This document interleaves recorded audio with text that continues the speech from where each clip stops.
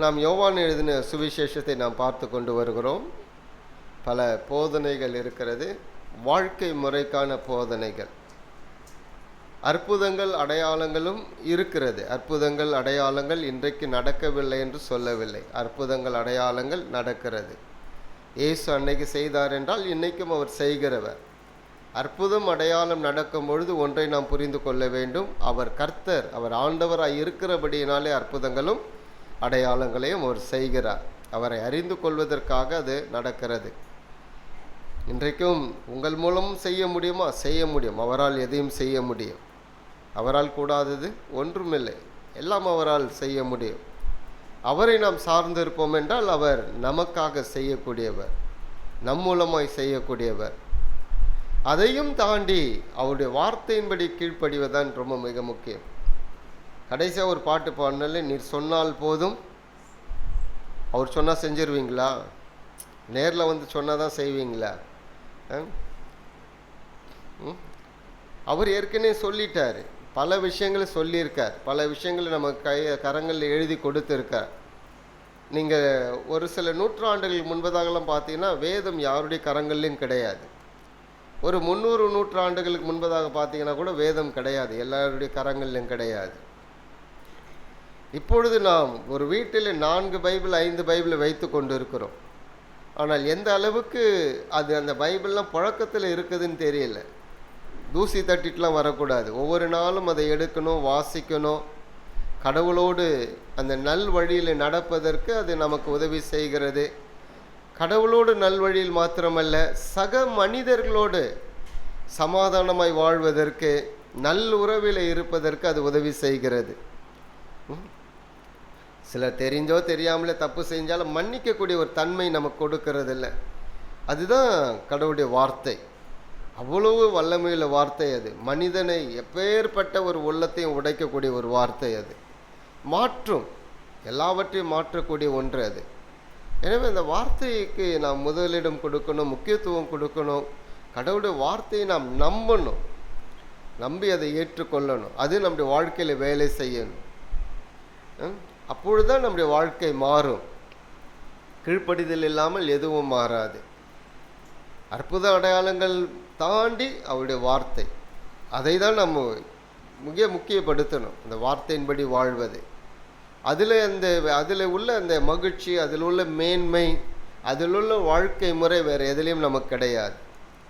ஒரு மனிதன் நேர்த்தியை வாழக்கூடிய அத்தனை அம்சங்களையும் எழுதி கொடுத்திருக்க ஒரே புஸ்தகம் இந்த உலகத்தில் வேதாகமம் தான்.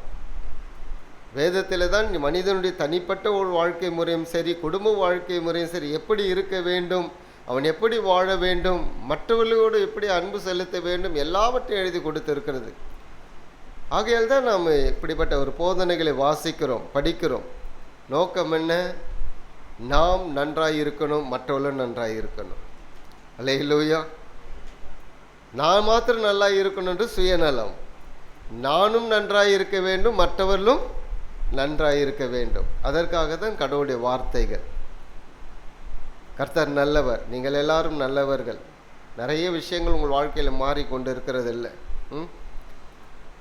எங்கேயோ நாம் இல்லைல்ல, சர்ச்சுக்கு வந்துட்டு ஆப்பிரிக்காவோ அமெரிக்காவுக்கு போயில்லைல்ல, அங்கங்கே தானே இருக்கிறோம்.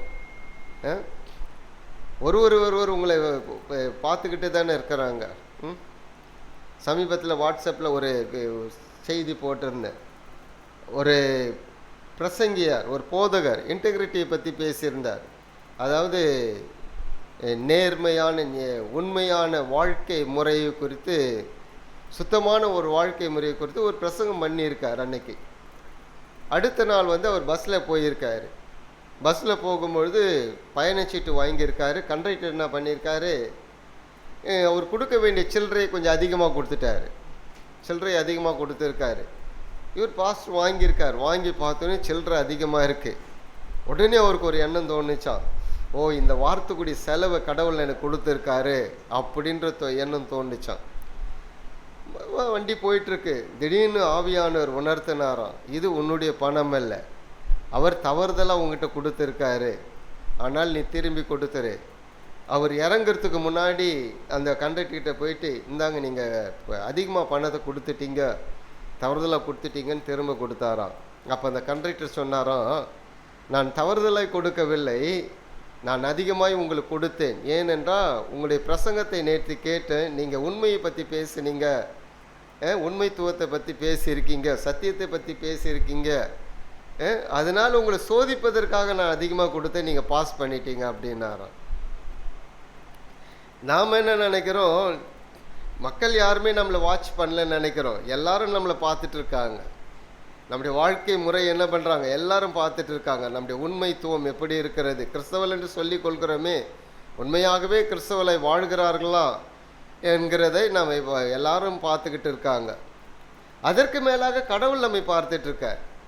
அவருடைய பார்வைக்கு மறைவாக எதையும் செய்ய முடியுமா? எதையுமே செய்ய முடியாது. ஒன்றையும் அவருடைய பார்வைக்கு மறைவாக செய்யவே முடியாது.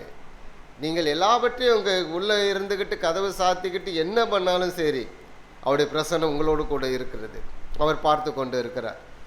நீங்கள் நினைப்பதை கூட அவர் என்ன நினைக்க போறீங்க என்பதை கூட அறிந்திருக்கிறார். அப்போ இந்த ஒரு உணர்வு, இந்த ஒரு பயம், இந்த ஒரு புரிதல் நமக்கு இருக்குமானால் கூடுமான வரைக்கும் உண்மையை நடப்போம். கூடுமான வரைக்கும் மற்றவர்களோடு அன்பு செலுத்துவோம். கூடுமான வரைக்கும் மற்றவர்களை காயப்படுத்த மாட்டோம், திட்ட மாட்டோம், பொறாமைப்பட மாட்டோம், எரிச்சல் அடைய மாட்டோம். மற்றவர்கள் படுகிற சந்தோஷத்திலே நாமளும் சந்தோஷப்படுவோம். இதுதான் ரொம்ப முக்கியம். அடுத்தவர்கள் சந்தோஷமாக இருப்பது நமக்கு எரிச்சல் வரக்கூடாது. அடுத்தவர்கள் சந்தோஷமாக இருந்தால் நமக்கு அது ஒரு பெரிய சந்தோஷம். இதுதான் வேதம் சொல்லுகிறது. அடுத்தவர்கள் மகிழும் பொழுது நீ கூட சேர்ந்து மகிழ்ச்சி அடை, அடுத்தவர்கள் அழும் பொழுது நீயும் துக்கப்படு. அதுதான் உறவு என்பதை கொடுத்து இருக்கிறார். அல்லேலூயா. இதெல்லாம் இயேசு கிறிஸ்து சொல்லி கொடுத்து இருக்கார். அதனால தான் இந்த போதனைகள்லாம் நம்ம வாசிக்கிறோம். நம்முடைய எண்ணங்கள் மாறணும், சிந்தனைகள் மாறணும், ஒவ்வொரு நாளும் மாறணும். கர்த்தர் நமக்கு நல்லவரா? மிக சிறந்தவர். அவரை போல நல்லவர் நமக்கு கிடையாது. ரொம்ப ரொம்ப நல்லவர் அவர். நமக்கு தேவைகளை கொடுக்கிறவர், அற்புதமாய் நடத்துகிறவர், நம்மை சுகப்படுத்துகிறவர், எல்லா காரியங்களும் நேர்த்தியாக நமக்காய் செய்கிறார். உங்களுக்காக அவர் செய்து கொண்டு இருக்கிறார், உங்களோடு கூட இருக்கிறார். எல்லா விஷயங்களிலும் கர்த்தர் உங்களுக்கு நல்லவராக இருக்கிறார். அவர் நல்லவர் என்றால் நாமும் நல்லவர்களாய் நடந்து கொள்வோம், நற்செயல்களை செய்வோம். அல்லேலூயா. யோவான் எழுதின சுவிசேஷம் 14ஆம் அதிகாரத்துக்கு திருப்பிக் கொள்வோம். நிறைய விஷயங்கள் 14ஆம் அதிகாரத்தில் பேசி கொண்டு வருகிறார். 1ஆம் வசனத்திலிருந்து உங்கள் இருதயம் கலங்க வேண்டாம், நான் சொன்னதுனால நீங்கள் மனசோர்வோ மனப்பதட்டமோ அடைய வேண்டாம். நான் போய் உங்களுக்காக ஒரு ஸ்தலத்தை ஆயத்தம் பண்ணுகிறேன். நான் உங்களை திரும்ப கூட்டி கொண்டு போவேன். திரும்ப வருவார். இயேசு கிறிஸ்து வரேன்னு சொல்லியிருக்கார், வருவார். நம்முடைய காலகட்டங்களில் வரலாம், அல்லது நம்முடைய அடுத்த ஜென்ரேஷனில் வரலாம், ஒருவேளை இன்னைக்கு நாளை கூட வரலாம். எப்போ வருவார்னு தெரியாது. நாம் ஆயத்தமாய் இருக்கணும். எதற்கு? அவரோடு கூட நாம் இணைக்கப்பட போகிறோம், அவரோடு கூட சேர்ந்து வாழப்போகிறோம். கடவுளோடு வாழக்கூடிய ஒரு ஸ்லாக்கியம் நமக்கு கிடைக்க போகிறது. எனவே நீங்கள் மனம் கலங்காதிருங்கள். நான் போகிறதுனால மனம் கலங்காதிருங்கள். இப்பொழுது நீங்கள் எங்கள் கூட வரக்கூடாது, நீங்கள் செய்ய வேண்டிய விஷயங்கள் நிறைய இருக்கிறது. அப்படி தான் எல்லாருக்கும் கொடுத்துருக்காங்க. நாம் ரட்சிக்கப்பட்டதற்கு ஒரு முகாந்திரம் அல்லது ஒரு நோக்கம் இருக்கிறது. எதற்காக நாம் ரட்சிக்கப்பட்டோனோ அதை நிறைவேற்ற வேண்டும். பவுல் சொல்வார், எதற்காக நான் பிடிக்கப்பட்டேனோ நான் அதை செய்யும்படிக்கு ஆசையாய் தொடருகிறேன். நான் பிடிக்கப்பட்டதற்கு ஒரு நோக்கம் இருக்கிறது, எனவே நான் ஆசையாய் தொடருகிறேன், செய்கிறேன். பல இடர்கள் வருகிறது, பல பிரச்சனைகள் வருகிறது, போராட்டங்கள் வருகிறது. கொல்ல வேண்டும் என்று நினைக்கிறார்கள் அவரை, என்றாலும் அவர் தொடர்ந்து ஓடிக்கொண்டே இருக்கிறார். கடவுள் இருக்கிறார், என்னை நடத்துகிறார், பல நேரங்களில் என்னை பாதுகாக்கிறார், பல நேரங்களில் எனக்கு உதவி செய்கிறார் என்கிற ஒரு மிக ஆழமான நம்பிக்கை, ஒரு உறுதி பவுலுக்குள்ளே இருந்ததுனால அந்த நோக்கத்தை நிறைவேற்றும்படி ஓடுகிறார். தொடர்ந்து ஆண்டவர் சொல்லும் பொழுது, பிதா என் கூட இருக்கார், பிதாவின் கிரியைகளை நான் செய்கிறேன், எனவே பிதாவையும் நீங்கள் அறிவீர்கள், பிதாவின் செயல்களை நீங்கள் அறிவீர்கள் சொல்லிட்டு என்ன சொல்றாரு? என்னை விசுவாசிக்கிறேன், எவன் ஒருவன் என்னை விசுவாசிக்கிறானோ நான் செய்தவைகளை செய்வான், இதை பார்க்கல பெரிய காரியங்களை செய்வான். அவருடைய செயல்களை செய்ய முடியும். அது அற்புதங்களும் நடக்குமா? நடக்கும். மனிதர்கள் சுகமாக்கப்படுவார்கள், சுகமாக்கப்படுவார்கள். எல்லாவற்றுக்கும் மேலாக என்ன நடக்கும்? வாழ்க்கை முறையில் அவரை வெளிப்படுத்த வேண்டும். அந்த வார்த்தை நம்மிலிருந்து வெளிப்படுத்த வேண்டும். ஒரு விஷயம் நாம் சொல்லும்பொழுது அது எப்பொழுது பவர்ஃபுல்லாக பலமுள்ளதாக இருக்குன்னா, அதன்படி நடந்து நாம் பேசுவோம் என்றால் அது ரொம்ப வல்லமையாக இருக்கும். நடக்காமல் நாம் சொல்வோம் என்றால் அது ஏற்றுக்கொள்ளுவவருடைய மனநிலை கூட வித்தியாசமாக இருக்கும். அதனால தான் சீஷர் சொன்னார், நான் உங்களுக்கு போதித்தவையில் கை கொண்டு நீங்கள் போதியுங்கள். கை கொண்டு போதியுங்கள் என்று சொல்லும்பொழுது நீங்கள் முதலாவது கீழ்ப்படி நடங்க, பிறகு நீங்கள் மற்றவர்களுக்கு போதியுங்க. அப்போ எப்படி இருக்கும்? அது ரொம்ப எஃபெக்டிவாக இருக்கும், பலனுள்ளதாக இருக்கும், மாற்றங்களை கொண்டு வரும். அதுதான் இங்கே சொல்கிறார், என்னை விசுவாசிக்கிறவன். அப்படி என்றால் நான் செய்தவைகளை நம்புகிறவன், அதை ஏற்றுக்கொண்டு அதன்படி நடக்கிறவன், நான் என்ன செய்தனோ அதை அவனால் செய்ய முடியும். நீங்கள் என் நாமத்தினாலே நீங்கள் அந்த ராஜ்யத்தின் மகிமைக்காக, அவருடைய நாமத்தின் மகிமைக்காக நடக்கக்கூடிய எதை கேட்டாலும் நான் அதை செய்வேன் சொல்லியிருக்கார். அப்பேற்பட்ட ஆண்டவர் தான் நம்மோடு கூட இருக்கிறார். நமக்கு மாத்திரமல்ல, நமக்கு மாத்திரம் என்று சொல்லும் என்றால் சுயநலம். அவர் எல்லாருக்கும் உரியவர், அகில உலகத்திற்கும் உரியவர் அவர். எனவே உலகமெங்கிலும் போய் அவரை சொல்லுங்கள் என்று தான் கட்டளை நமக்கு கொடுக்கப்பட்டு இருக்கிறது. அல்லேலூயா. வருகிற நாட்களில் இந்திய தேசம் எப்படி இருக்குன்னு தெரியல. 12 மாநிலங்களில் மதமாற்ற தடை சட்டத்தை ஏற்படுத்தி வச்சுருக்காங்க. தடை சட்டன்றதை விட அதில் எழுதப்பட்டிருக்க வார்த்தைகள்லாம் ரொம்ப மோசமானது. இப்படி நடந்துட்டு இருக்குது. பக்கத்தில் எவனும் ஒருத்தன் இருந்து ஒரு கம்ப்ளைண்ட் பண்ணான்னா அந்த கம்ப்ளைண்ட்டை தான் முதல்ல எடுப்பாங்க. அவன் யார், எப்படிப்பட்டவன், பொய்யா கம்ப்ளைண்ட் பண்ணுறானா உண்மையாக சொல்கிறானா அதெல்லாம் கிடையாது. அவங்களுக்கு என்ன, ஒரு கம்ப்ளைண்ட் அவங்க மேலே வரணும். அப்போ என்ன பண்ணுவாங்க, அவங்களே ஒரு ஆளை நியமித்து கூட என்ன பண்ணுவாங்க, செய்வாங்க. இதுக்கு தான் சட்டம் உதவுது. வருகிற நாட்கள் எப்படி இருக்கும் என்றெல்லாம் தெரியாது. நாம் உண்மையாக இருப்போம். கடவுள் நமக்காக யுத்தம் பண்ணுகிறவர், நமக்காக அவர் காரியங்களை செய்வார். எத்தனையோ காலகட்டங்களில் யாரெல்லாம் எழும்பி கிறிஸ்தவம் அழிய வேண்டும் என்று நினைத்தார்கள், கிறிஸ்தவம் அழியவில்லை. உண்மை என்பது பெருகி கொண்டு தான் போகும். உண்மை எப்பொழுதும் நிற்கும், பொய் அழிந்து போகும். அதனால் நாம் இதற்காகலாம் ஜெபியுங்கள், இப்படிப்பட்ட காரியங்களுக்காக ஜெபியுங்கள். நான் வாட்ஸ்அப்பில் போட்டு விட்றேன், எத்தனை மாநிலங்களில் ஏற்படுத்தப்பட்டு இருக்கிறது, என்ன இதில் இருக்கக்கூடிய விஷயங்கள் எல்லாம் அப்படின்றது, சட்டம்லாம் என்ன ஏற்படுத்தியிருக்காங்கன்னு நான் போட்டு விட்றேன். படிங்க, படிச்சுட்டு ஜெபம் பண்ணுங்க. அதனால் கடவுளோடு நாம் இருப்போம். அவர் நம்மோடு கூட இருக்கிறார், நமக்காக எதையும் செய்வார் அவர். பிறகு ஆவியானவரை பற்றி சொல்லு. ஆவியானவர் யார்? அவர் நான் என்ன சொன்னேனோ அதன்படி தான் செய்யக்கூடியவர் என்று வாசிக்கலாம். 21ஆம் வசனத்திலிருந்து 31ஆம் வசனம் வரைக்கும் வாசித்துருங்க. சில முக்கியமான காரியங்களை ஆண்டவர் பேசி கொண்டு வருகிறார். 21ஆம் வசனத்தை ரொம்ப நல்லா இருக்கு பாருங்க. என் கற்பனைகளை பெற்றுக்கொண்டு அவைகளை கை கொள்கிற நியமனோ என்னிடத்தில் அன்பாயிருக்கிறான். என்னிடத்தில் அன்பாயிருக்கிறவன் என் பிதாவுக்கு அன்பாயிருக்கான். நானும் அவனில் அன்பாயிருந்து அவனுக்கு என்னை வெளிப்படுத்துவேன். அப்போது இன்னொரு சீஷர் அப்போஸ்தலர் கேட்குறாரு, அதாவது ஸ்காரியத்துனா யூதாஸ் காரியத்து இல்லாத இன்னொரு யூதா, யூதாஸ் காரியத்துன்னு இருக்காரு, யூதானும் அவர் கூட இருக்காங்க அப்போஸ்தலர்களில். அவர் கேட்குறாரு, ஆண்டவரே, உலக மக்களுக்கெல்லாம் உண்மை வெளிப்படுத்தாமல் நீர் எங்களுக்கு ஏன் வெளிப்படுத்துகிறீர் அப்படின்னு கேட்ட உடனே இயேசு தெளிவாக பதில் சொல்வார்.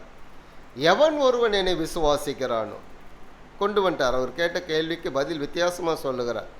எவன் ஒருவன் என்னை விசுவாசிக்கிறானோ அவன் என்ன பண்ணுவான், வசனத்தை கை கொள்ளுவான். அப்பொழுது நீங்கள் என்ன செய்யுங்கள், நீங்கள் என்னை விசுவாசிப்பில்லை என்றால் நீங்கள் வசனத்தை கை கொள்ளுங்கள், அவ்வளவுதான். அப்போ என்ன பேசிக்கிட்டு வராரு, ரொம்ப மிக முக்கியமானது என்னன்னா, அப்போஸ்தலர்களாகிய 11 இடத்துல பேசுவது என்னன்னா, இவர் என்ன கற்றுக் கொடுத்தாரோ அந்த கற்றுக் கொடுத்ததை நீங்கள் கீழ்ப்படிவில்லை என்றால் நீங்கள் கீழ்ப்படிவது தான் நீங்கள் என்னிடத்தில் அன்பாய் இருக்கிறீர்கள் என்பதற்கு பொருள். என்னிடத்தில் அன்பாய் இருப்பீர்கள் என்று சொல்வீர்கள் என்றால், பேதுரு சொன்னார்ல, ஆண்டவரே நான் உம்மை நேசிக்கிறேன், நான் உம்மை நேசிக்கிறேன், நீ அன்பாய் இருக்கிறேன் அப்படின்னா என்ன பொருள்? நான் சொல்வதை நீங்கள் செய்வீர்கள். செய்வீர்கள் என்று சொல்வதை விட அப்படியே நீங்கள் நடப்பீர்கள், எந்த மாற்றமும் இல்லாமல் நடப்பீர்கள். சில நேரங்களில் நமக்கு பிடிச்சவங்க யாராக இருந்தாங்கன்னா ஏதோ தேவையில்லாத சொன்னதாக கூட செஞ்சுருவோம் இல்லை, அதே பிடிக்காதவங்க நலமானது சொன்னால் கூட செய்ய மாட்டோம். இதுதான் மனிதனுடைய மனநிலை. அப்போது என்னை விசுவாசிக்கிறோம் அப்படின்னா என்ன? நீங்கள் என்னை ஏற்றுக்கொள்வீர்கள் என்றால், என்னிடத்தில் நீங்கள் அன்பாய் இருப்பீர்கள் என்றால் என்ன செய்வீர்கள்? நான் என்ன சொல்வேனோ அதை நீங்கள் செய்வீர்கள். 11 அப்போஸ்தலர் பேசுகிறார். யூதா கேட்குறாரு, எங்களுக்கு மாத்திரம் சொல்கிறீரா, உலக மக்களுக்கு சொல்லுகிறீரா? ஏன் உலக மக்களுக்கு சொல்லலை? அப்போ சொல்கிறார், யாராகிலும் எவனாகிலும், யாரெல்லாம் என்னை விசுவாசிக்கிறோம், உலகத்தில் எவன் விசுவாசித்தாலும் என்ன செய்ய வேண்டும்? அவன் என் கற்பனைகளை கை கொள்ள வேண்டும். கற்பனைகளை கை கொள்வது என்பது என்ன? அவர் ஏதோ வித்தியாசமாக சொல்கிறாரா? இல்லை. உங்களுக்கு அவரிடத்தில் அன்பு கூறுவது. நமக்கு ஒரு நல்ல ஒரு வசனம் தெரியல, வருத்தப்பட்டு பாரம் சுமக்கிறவர்களே நீங்கள் எல்லாரும் என்னிடத்தில் வாருங்கள், நான் உங்களுக்கு இளைப்பாறுதலை தருவேன். என் நுகம் லகுவாய் இருக்கும், என் வார்த்தைகளை கேட்டு நீங்கள் செய்யுங்கள். நான் சொல்லுகிறது மிக எளிமையாக இருக்கும். யாருக்கு இந்த அழைப்பு கொடுக்குறாருன்னா யூத மக்களுக்கு. நாம் இந்த வசனத்தை எங்கே சொல்லிகிட்டு இருப்போம்? வெளியே போய் சொல்லிகிட்டு இருப்போம். வருத்தப்பட்டு இன்னொரு வார்த்தை செய்தோம், பாவ பாரம் சுமக்கிறவர்களே. வருத்தப்பட்டு பாரம் சுமக்கிறவர்களே அப்படின்னா என்ன? ஏன் சொல்கிறாருன்னா, அன்னைக்கு இருந்த மத தலைவர்கள், பரிசேயர், சதுசேயர், வேதபாரகர், இவங்கெல்லாம் என்ன பண்ணிட்டாங்கன்னா, பிரமாணத்தை மாற்றி இந்த மாட்டுடைய கழுத்தில் ஒரு நுகத்தை வச்சு போட்டுவாங்கல்ல, அந்த மாதிரி மனிதனுக்கு வலுவை ஏற்றிட்டாங்க, வேதனையை, அதிக வேதனையான காரியங்களை அவங்கள செய்யும்படிக்கு, சுமக்கக்கூடாத விஷயங்கள்லாம் சுமந்து செய்யும்படிக்கு அவர்களை கட்டாயப்படுத்தினார்கள். ஓய்வு நாள்லாம் இப்படி இருக்கக்கூடாது. ஓய்வு நாள் மனிதனுடைய மகிழ்ச்சிக்காகவும் நலனுக்காக கொடுக்கப்பட்டது. ஆனால் ஓய்வு நாளுடைய அந்த விஷயத்தை மாற்றிட்டாங்க, கற்பனையை மாற்றிட்டாங்க.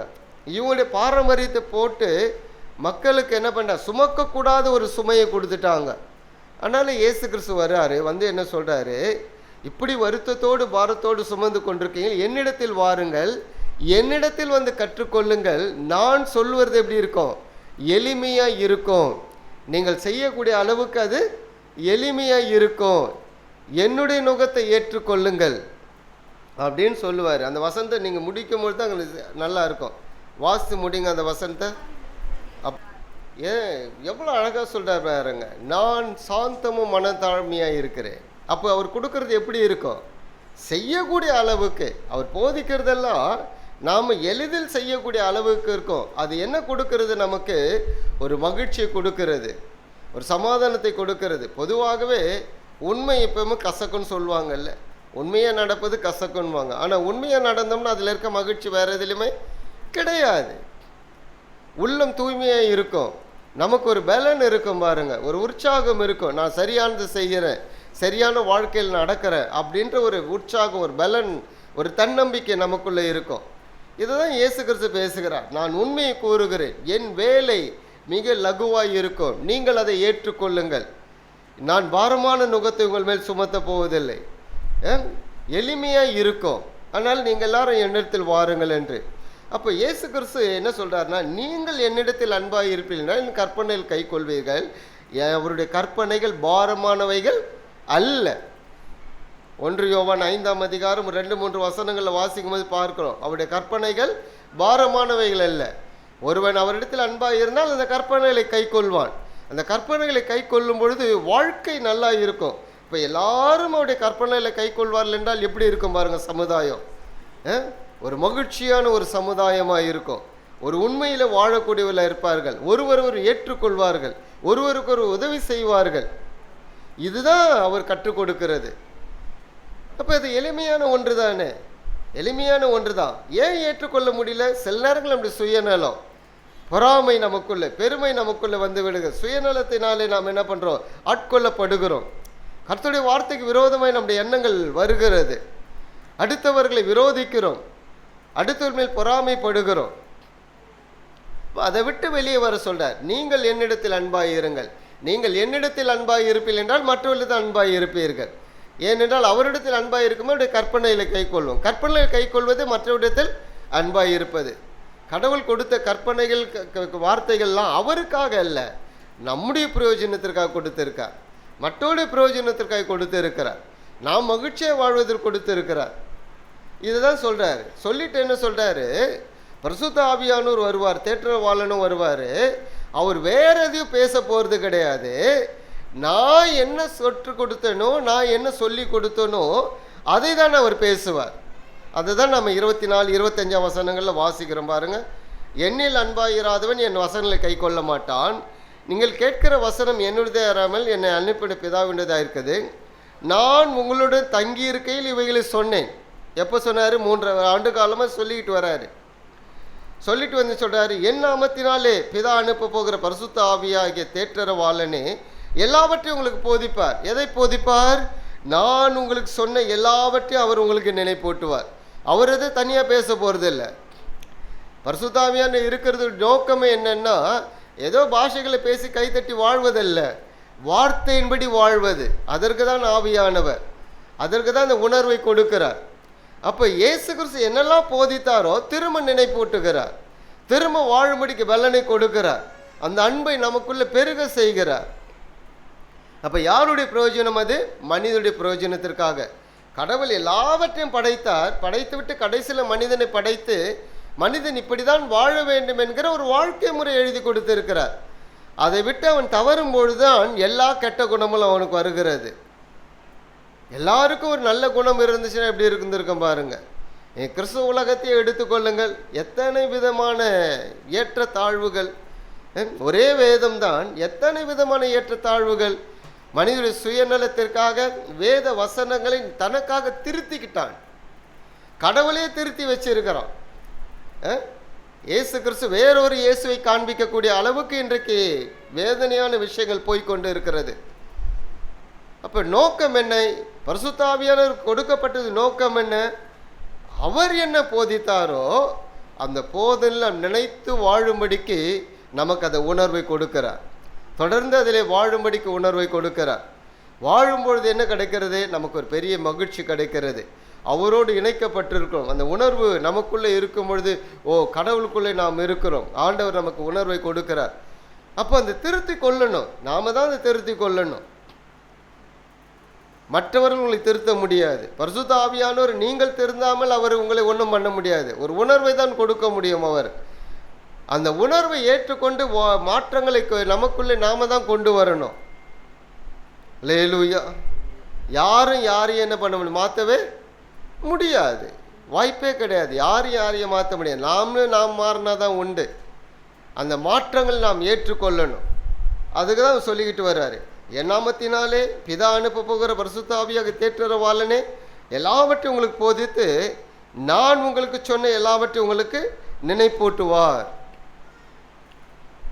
அப்போ இதற்கு நீங்கள் கீழ்ப்படிவில் என்றால் கடவுளோடு இணைக்கப்பட்டவர்களாக, கடவுளோடு உறவில் உள்ளவர்களாக வாழ முடியும். சொல்லிட்டு என்ன சொல்றார்? உங்களுக்கு சமாதானம் இருக்கிறது. இவை எல்லாவற்றிலும் சமாதானம் இருக்கிறது. அது என்னுடைய சமாதானம். நீங்கள் என்னுடைய சமாதானத்தை தேடுவீர்கள் என்றால் உங்களுக்கு என்ன இருக்காது? கலக்கம் இருக்காது, பயமும் இருக்காது. என்னுடைய சமாதானத்தை இல்லாமல் நீங்கள் உலகத்தில் இருக்க சமாதானம் தேடுவீர்கள் என்றால் அது வேறு வழிக்கு உங்களை கொண்டு போய்விடும். என்னுடைய சமாதானத்தை கொடுக்கிறேன். சமாதானம் எதில் இருக்கிறது? அவருடைய வார்த்தையில் தான் இருக்கிறது. ஏதோ ஒரு பெரிய பொக்கிஷமாக தூக்கி கொடுக்கல, அவருடைய வார்த்தையில் வாழும்பொழுது அந்த சமாதானத்தில் வாழ்கிறோம். அந்த சமாதானம் நமக்கு ஒரு சஞ்சலத்தை ஏற்படுத்த போகிறதில்லை, கலக்கத்தை ஏற்படுத்த போகிறதில்லை. அந்த சமாதானம் என்பது நம் மூலமாய் பிறருக்கு போகக்கூடிய ஒன்றாக இருக்கும். மலை பிரசங்கத்தில் இயேசு சொன்னார்ல, சமாதானம் பண்ணுகிறவர்கள் பாக்கியவான்கள், அவர்கள் தேவனுடைய புத்திரர் எனப்படுவார்கள். அதானே இருக்கு. எடுத்து வாசிங்க.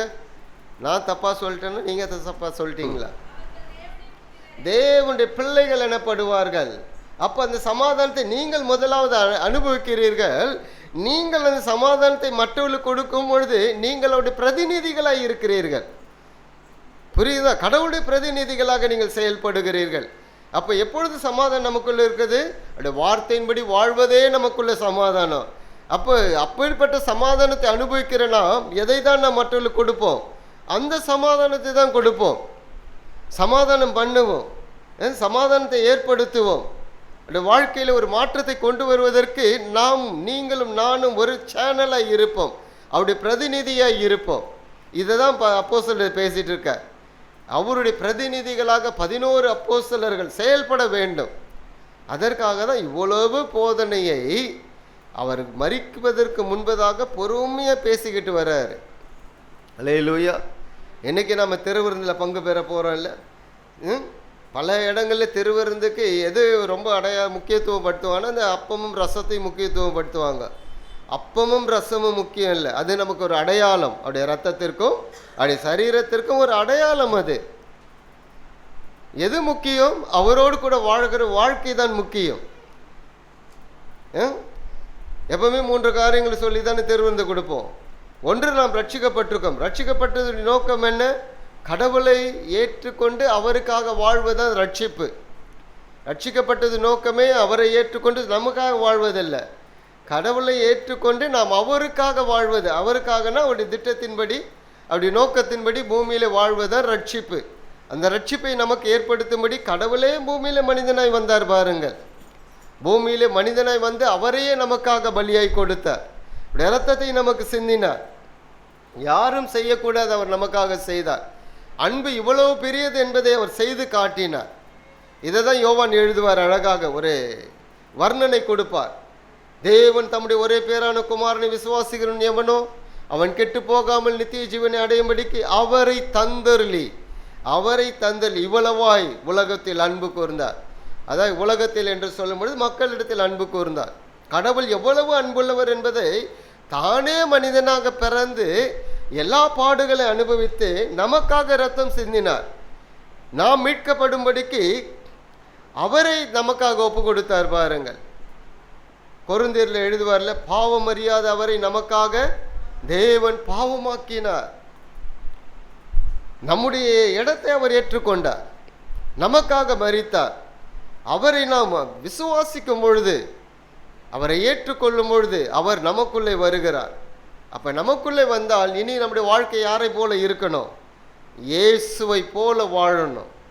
அல்லேலூயா. அவருடைய சிந்தை நமக்குள்ளே இருக்கணும், அவருடைய எண்ணங்கள் நமக்குள்ளே இருக்கணும், அவர் வாழ்ந்தபடி நம்ம வாழணும். இதுதான் ஒரு கிறிஸ்தவனுடைய மேன்மை. ஒரு கிறிஸ்துவனுடைய மேன்மை என்ன? கிறிஸ்து வாழ்ந்தது போல வாழ்ந்து கிறிஸ்துவை வெளிப்படுத்தணும். இந்த மேன்மை தான் நமக்கு வேணும். இதனால நமக்கு பிரச்சனை வரலாம், போராட்டங்களோ உபத்திரங்கள் வரலாம், என்ன வேணாலும் வரலாம். எல்லாத்தையும் தூக்கி போட்டுட்டு கடவுளுக்காக நான் இருக்கிறேன், அவர் என்னை ரட்சித்து இருக்கிறார், அந்த உறவை கொடுத்திருக்கார். உலகத்தில் என்னுடைய வாழ்க்கை கொஞ்ச காலம்தான், அது 1 வருஷமாக இருக்கலாம், 70 வருஷமாக இருக்கலாம், 80 வருஷமாக இருக்கலாம், அது சீக்கிரமாக போயிடும்.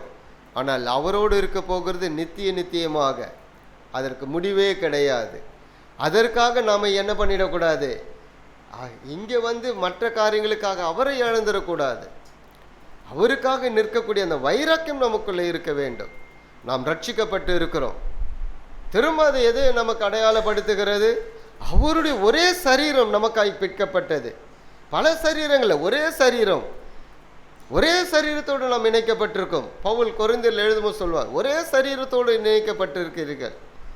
அவருடைய சரீரம் நமக்காய் பிற்கப்பட்டது. அதில் ஏற்ற தாழ்வுகள் கிடையாது, அதில் பிரிவினைகள் கிடையாது, அதில் எந்த ஜாதிக்கும் இடமில்லை, அதில் பணக்காரன் ஏழை என்பதற்கு இடமே இல்லை. அப்போ சத்தியத்தை நாம் புரிந்து கொள்ள வேண்டும். எதற்காக இந்த பந்தியிலே பங்கு பெறுகிறோம்? எதற்காக ஆண்டவர் நமக்கு எழுதி கொடுத்திருக்கா? எதற்காக இந்த பந்தியை நமக்கு கொடுத்திருக்கிறார்? அப்படி நோக்கம் என்ன? நம்முடைய வாழ்க்கை முறை எப்படி இருக்கு? மற்றவர்களோடு நம்முடைய வாழ்க்கை முறை எப்படி இருக்கிறது? நம்மை பிரித்து காட்டுகிறோமா? இன்றைக்கெல்லாம் நீங்கள் சவுத் சைடு அந்த சைடெலாம் போயிட்டீங்கன்னா, இந்த பெரிய வளர்ந்த ஆங்கில இது பாரம்பரிய சபைகளுக்குள்ளே நிறைய பிரிவினைகள், ஜாதியின் அடிப்படையில் சபையை பிரித்து வச்சுருக்காங்க. எதன் அடிப்படையில்?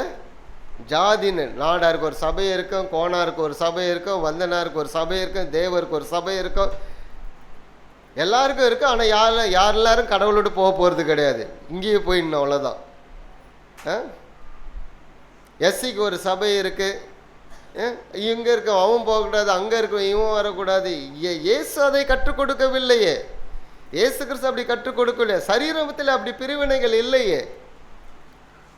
பவுல் சரீரத்தை குறித்து எழுதும்போது விவரிச்செல்லாம் எழுதுவார். கண்ணு போய் காது கிட்ட சண்டை போட முடியுமா? கை போய் காலு கிட்ட சண்டை போட முடியுமா? மூக்கு போய் வாய்கிட்ட சண்டை போட முடியுமா? அது இருந்தால் தான் சரீரம். இதுதான் கிறிஸ்தவம், இதுதான் ஒற்றுமை. அப்போ இதில் பிரிவினைகள் இருக்கக்கூடாது. அப்போ திருவிருந்துக்கு எதை முக்கியப்படுத்த? வாழ்க்கை முறையை முக்கியப்படுத்தலை. எதை முக்கியப்படுத்திட்டாங்க? அப்போதைய ரசத்தை முக்கியப்படுத்திட்டாங்க. திருவிருந்தினோடனே ஒரு 3 நாள் பரிசுத்தமாக வாழ்ந்துடணும், மற்ற நேரங்கள் அசுத்தமாக இருந்துக்கலாம். ஏன்னா அந்த 3 நாளில் தான் கடவுள் வருவார், மற்ற நேரத்தில் வரவே மாட்டார் அவர்.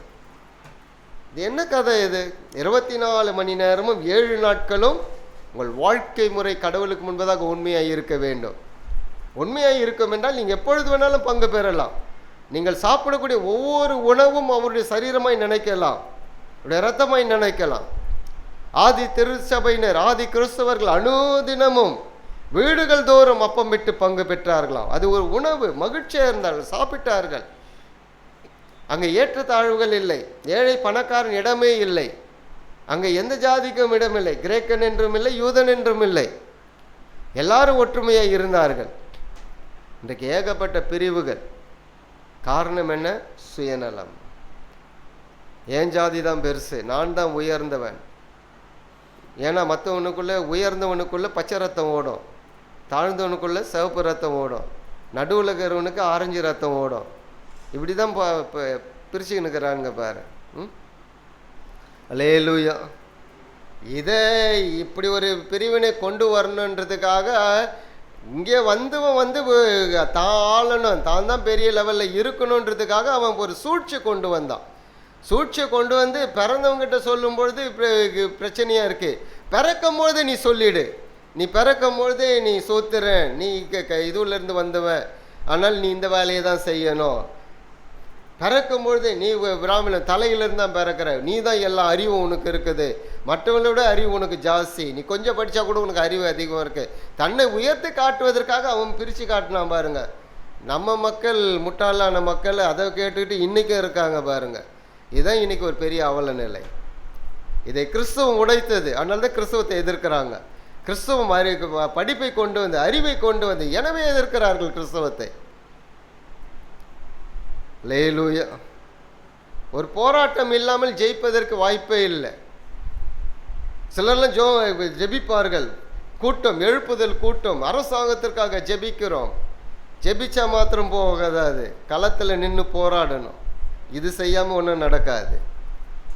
ஜனங்கள் ரட்சிக்கப்படணும். ஜெபிச்சா மாத்திரம் போய் சொல்வதற்கு ஆள் வேணும்.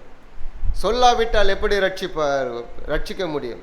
கேள்விப்படாவிட்டால் எப்படி ஆண்டவர் என்று அவளை ஏற்றுக்கொள்வார்கள்? இப்போ யாரோ ஒருத்தர் சொல்லணும்ல. ரெண்டுமே சமநிலையாக இருக்கணும். ஒன்று செயலும் இருக்கணும், ஜபமும் இருக்கணும். செயல் இல்லாமல் ஜபமும் வீண், ஜபம் இல்லாமல் செயலும் வீண் தான். ரெண்டுமே இருக்கணும். இதுதான் சுவிசேஷம் பரவுதல். அன்னைக்கு இருந்த மிஷினரிகளும் ஜெபித்தார்கள், செயல்பட்டார்கள். தங்கள் ஜீவனே போனாலும் பரவாயில்ல செயல்பட்டார்கள். அதனால தான் இன்றைக்கி பல இடங்களில் கிறிஸ்தவம் மாத்திரம் இல்லை, படிப்பும் வளர்ந்து இருக்குது. பல இடங்களில் வந்த மிஷினரிகள் படிப்பை கொடுத்தார்கள். இல்லைன்னா நீங்கள்லாம் எப்படி உட்காந்துருக்கணும்னா வெறும் சட்டை போடாமல் உட்காந்து இருக்கணும். இதுதான் ஒரு காலத்தில் இருந்தது. பெண்கள் மேல் சட்டை அடையக்கூடாது, ஆண்கள் ஒரு துண்டை மாத்திரம்தான் காட்டினு இருக்கணும், கோமனை மாதிரி எதுவும் போடக்கூடாது. இப்படியெல்லாம் சட்டத்தை வச்சுருந்தானுங்க. கணவன் மறைச்சிட்டா பெண்களை கூட சேர்த்து எரிச்சிருவாங்க, இல்லை புதைச்சிருவாங்க. இதெல்லாம் படிப்பு வந்த பிறகு தான் விளங்குச்சு. அதனால தான் இன்றைக்கி எதிர்க்கிறார்கள். அல்லேலூயா. மாறின நாம உருப்படியாக மாறலையே, இன்னும் அதையே பிடிச்சி வச்சுருந்தான்னு இருக்கிறாங்க.